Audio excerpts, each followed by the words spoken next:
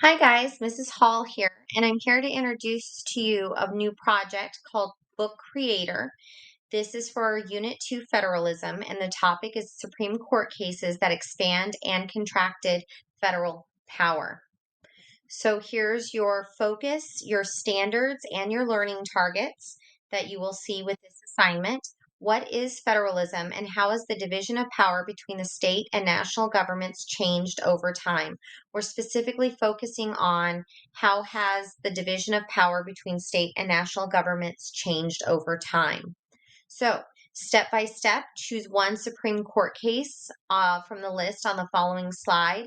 Now, I do want you to take note that the moment two people have picked Marbury v. Madison, you cannot pick that one. So, only two students are allowed to do the same court case. So, step 2, conduct research about your chosen court case. I like this website. It is Oyez. It is a very good website.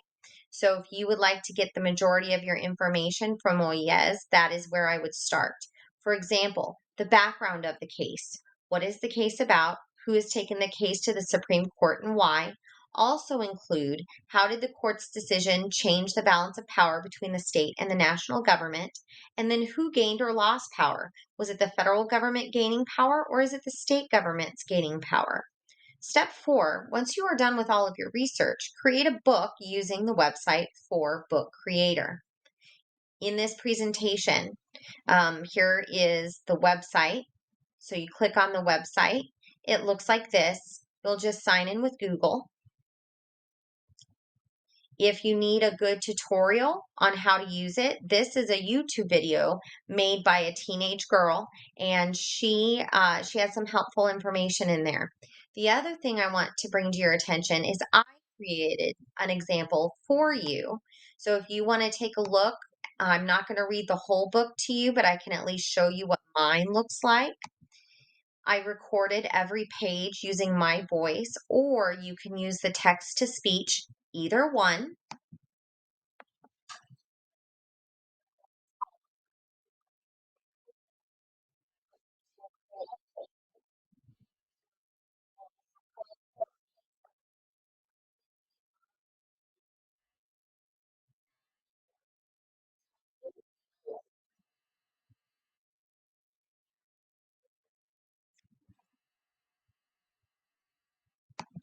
So guys, you could actually click on the reading if you want to see. Notice how I even did the what. What is the Keating-Owen Child Labor Act? So if you find that there's things that you don't know what they are, I would make that a page because that just informs even more specifics of the case. If you were to check out the rubric, here's the rubric that you will be getting on Google Classroom. That's what the difference is between an A, exceptional, and B, good, and then C, proficient. Take note that if you score 6 or below on anything, you will need to redo this project. And don't forget, after schools on Mondays are my tutoring days. Notice how it says outstanding.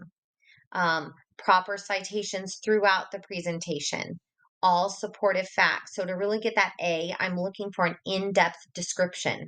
Okay, so if there's something you don't know, then I would put that in the book.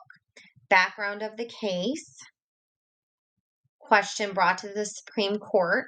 Again, I'm citing all my sources, outcome of the case.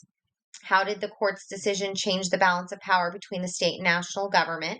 That's really important. And then in the end, who won? I'm also including the last page as my reference page. So you can go through my book at any time. You just need to click on the link. I also have in this PowerPoint how to record yourself, also how to add pictures, and then how to share with Mrs. Hall. Look for the invite code on the front board.